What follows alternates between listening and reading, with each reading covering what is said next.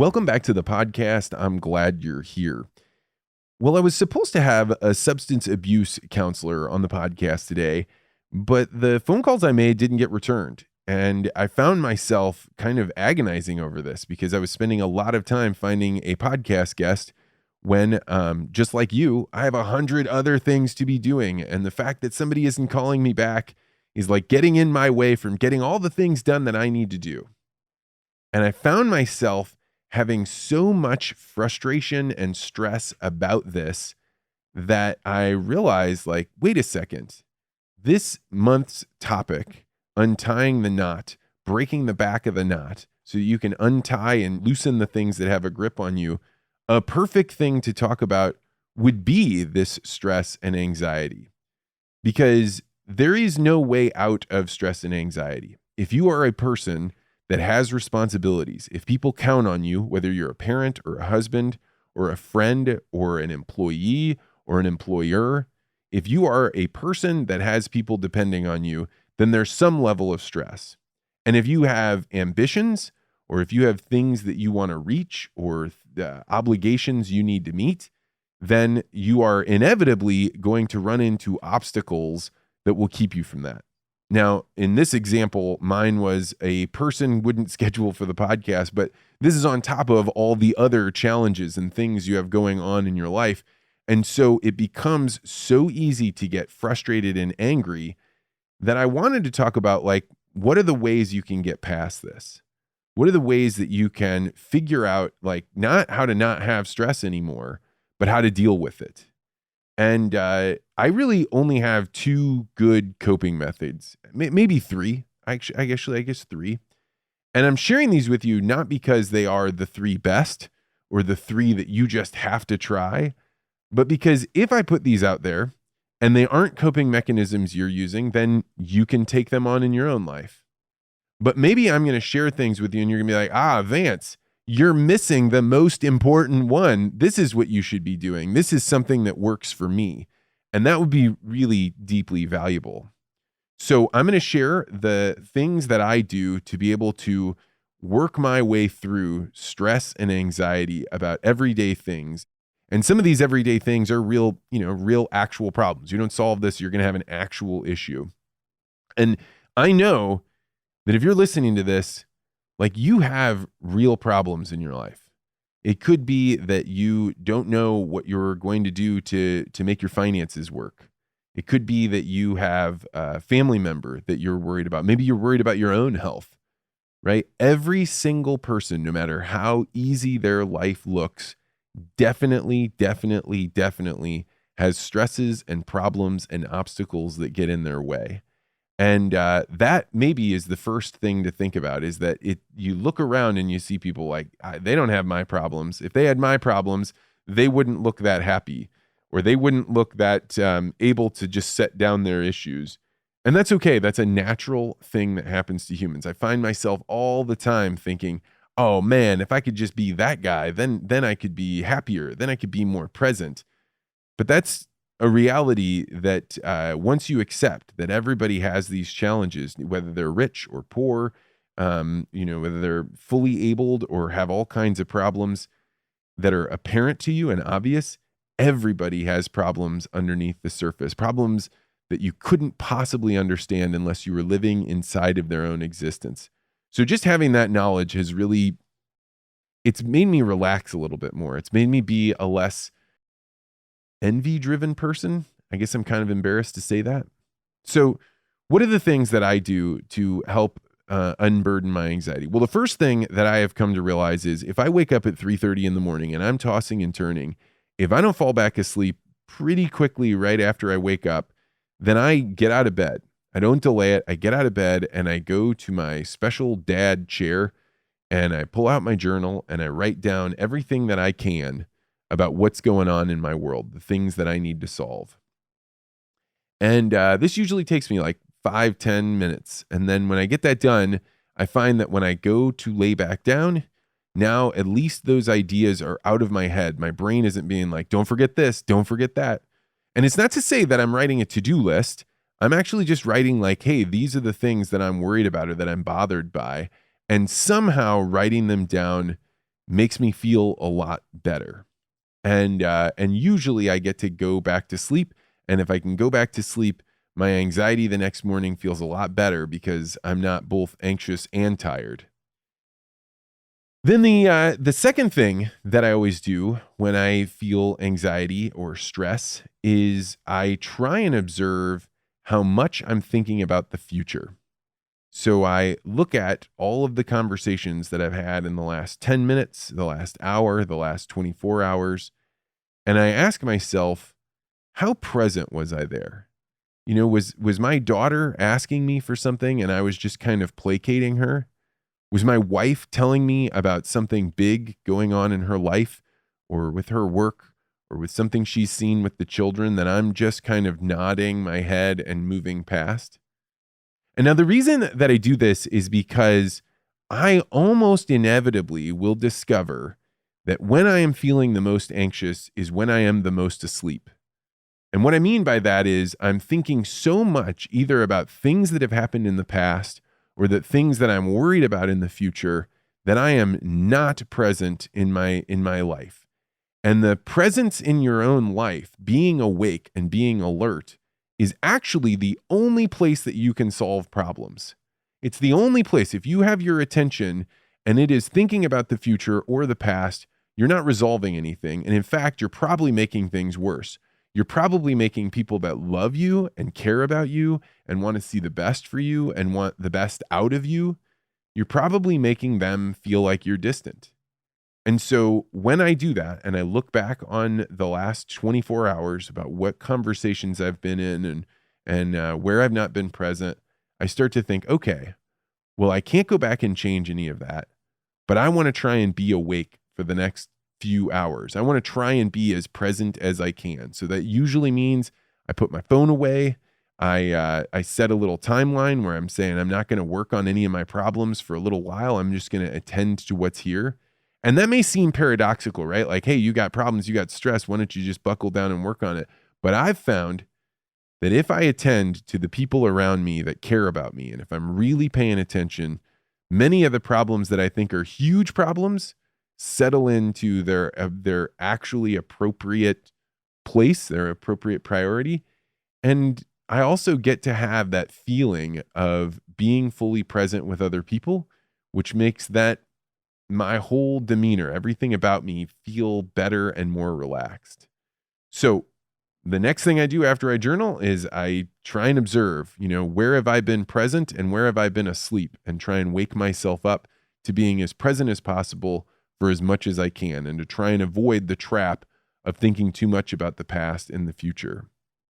And then finally, the third thing, and this is something I just learned about, a couple of months ago, and it has made a really, really big difference with me.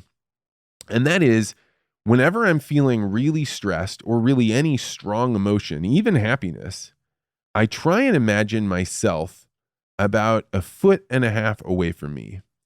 And I'm watching this human that is me. I'm watching how he's reacting, what he's feeling, what he's thinking. And I try and be as objective as I possibly can, right? I try and look at he's really getting frustrated. And I think it's because there's a whole bunch of noise, like there's some music on over there, and both the kids are yelling. And if he had had some foresight, he would have thought to do things maybe a little bit differently. But I never really let that person that's about 1.5 feet away from me, my own mind's eye, I never let him be mean to me.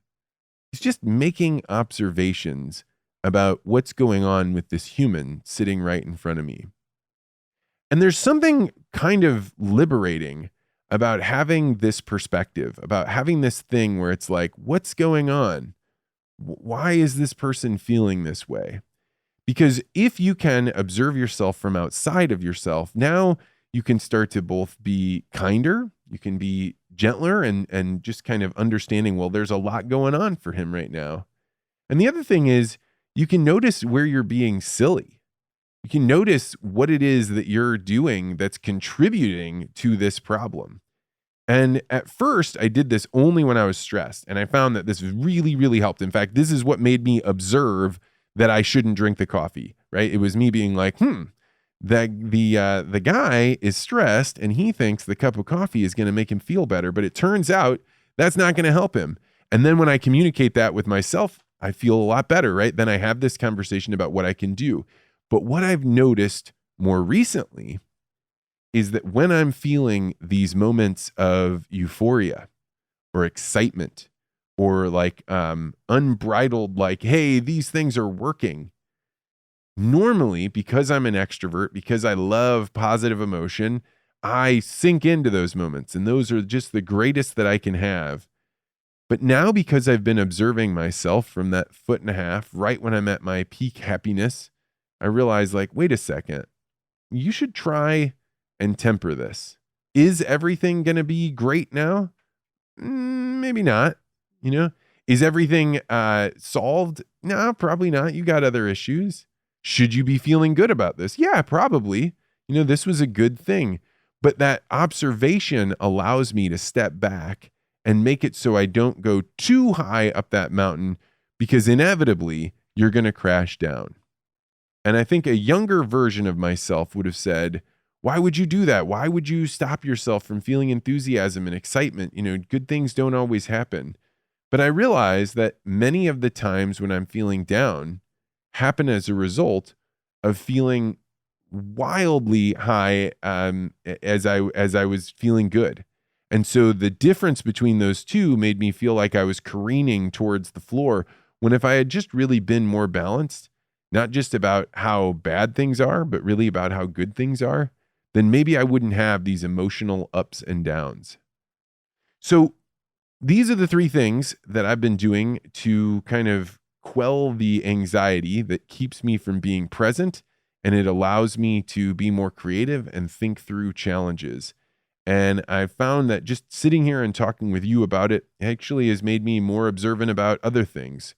So I hope that as you're listening to this and you're thinking about untying the knots that are difficult for you, you apply some of these ideas, or if you have solved ways to make yourself be less anxious, less stressed, better in control of yourself, I would love to hear it. And you can send an email to me at vance@legacyinterviews.com. I would love to read about that and to hear more about it. All right. At the end of this podcast, if you've stayed all the way here, then I want to share something with you that I'm really proud of. At the end of last week, my editor came to me and said, hey, we had some footage of Zach Smith, the fantastic stock cropper. He recorded a testimonial about what it was like to have his dad do a legacy interview. And I've recorded that and I've kind of edited it up and I put it together. And I saw it, and it was a very proud moment for me. And it was proud because I heard this guy that had bought a service that we had used put something together that was really compelling, and to talk about it in a way that I thought was really honest and open and authentic. And then my editor, really unprompted, said, hey, I think I can make this something watchable, something people will enjoy. And so he did. And I sent this off to my good friend, Steve, who listens to the podcast every week. And I got a text message back from him that it made him tear up and that he watched it multiple times. And so I was like, you know what? That's great. And I want to share this with people. I want to try and get it out there. And I know I can put it up on my website and I can try and put it out on emails, but really my podcast, you, the listener, you and I have built this relationship. You've been along with me while we're doing legacy interviews. So I'm excited to share this with you. So I hope you enjoy this, this little audio clip of Zach Smith talking about doing the legacy interview with his dad. One quick note is, if you are living anywhere in the Iowa, Wisconsin, Minnesota area, there is on August 26th going to be a field day with Zach Smith. And he's in Buffalo Center, Iowa, and he's invited me up to see it. I'm really excited to see it because he's the guy that's made that stock cropper thing, the thing where your goats go in front of your chickens and then go in front of your pigs, and it moves in between the fields. And it's a really interesting way to integrate crops and animals together. And I'm going to go up to it on August 26th. I have included the link to his event in my show notes. I would love to see you there. I'm going to be there.